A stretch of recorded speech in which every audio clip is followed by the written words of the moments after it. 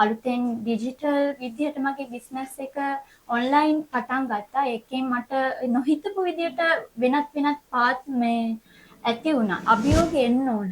මං අභියෝග අපලාවේ වැටුණා. උපරිමයටම වැටුණා. අභියෝග එක්ක තමයි අපි ජීවිතය ඉස්සරහට ගෙනියන්න ඕනේ. හොඳ එක්ස්පීරියන්ස් තියෙන අවුරුදු ගාණක් වැඩ කරපො ඒ වගේ චරිත එක්ක මං කොහොමද මෙයාලත් එක්ක වැඩ කරන්නේ? අද ඔබ රැඳී සිටින්නේ The Voice of New Generation program එකක් සමග.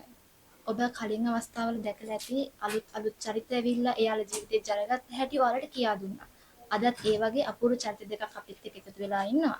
එක්කෙනෙක් තමයි මගේ හොඳම යාළුවෙක් නිෂාරා, අනිත් එක්කෙනා තරුෂි. අයිඩල්. මම කැමතියි දැනගන්න මේ තරුෂිගෙන් කොහොමද එයා ව්‍යාපාර සාර්ථක කරගත්තේ? අභියෝග ජයගෙන ආවේ. එයා හැමතැනම කියනවා ගොඩක් වෙලාවට අභියෝග තමයි එයාගේ ජීවිතේ ලස්සන කරේ කියලා. ඇයි එහෙම කියන්නේ? ඔයා කොහොමද එහෙම කියන්නේ? ඔව් රශ්මි. මම කාටවත් කියන්නේ මාව අභියෝගයක් කරගන්න කියලා. මාවම තමා අභියෝගයක් කරගෙන මගේ වැඩ කටයුතු ඉස්සරහට කරගෙන යන්නේ. මට මගේ බිස්නස් එක මුලින්ම පටන් ගන්නකොට ගොඩක් බාධක ආවා. විශේෂයෙන්ම කොරෝනා පීරියඩ් එකේදී මගේ බිස්නස් වැටුණා.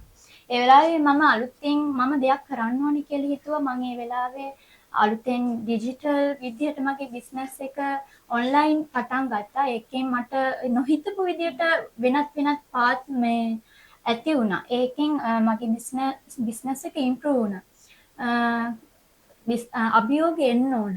මං අභියෝග අපලාවේ වැටුණා. උපරිමයටම වැටුණා. ඒ වෙලාවේ මගේ හයියට එකේ මගේ පවුලේ අය, ඒ වගේම මගේ යාළුවෝ. එයාලා විශේෂයෙන් මතක් කරන්න ඕන. අද මම මේ තැන ඉන්නේ මට ඒ වගේ අභියෝග අද ආපු නිසා. මං ඉන්න තැන ගැන හිතලා ගොඩක් සතුටු වෙනවා. හොඳයි. හොඳ අදිෂ්ඨානයක් තිබිලා තියෙනවා. අභියෝග අතාරින්න නැතුව ඉස්සරහට ආවෙක් ගැන සතුටුයි. එතකොට මිෂාර අක්කගෙන් මං අහනවා ඔයාගේ ෆීල්ඩ් එකේ එද්දි ඔයාලට බාධක ආවේ නැද්ද? බලපෑම් ප්‍රතික්ෂේප වීම ඒ වගේ දේවල් වලට ආවේ නැද්ද? කොහොමද හිත හයිය කරන් මේ තරම් දුරක් ආවේ? ඔව් රශ්මි. මම ෆීල්ඩ් එකට ආවත් එක්කම මට දැනුනේ මහා භයංකාර දෙයක් මේ කියලා. අභියෝග අපේ ජීවිතයට එනවා.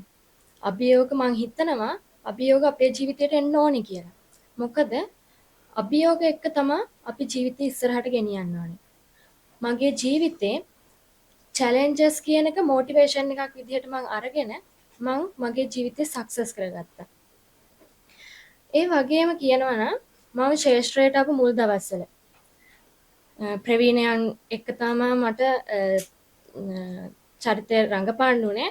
ඒ වෙලාවේ මට ගොඩක් මගේ හිතට ඩවුට් එකක් ආවා. මොකද මට මේ චරිතේ මට උපරිම සාධාරණයක් කරන්න පුළුවන් කියලා.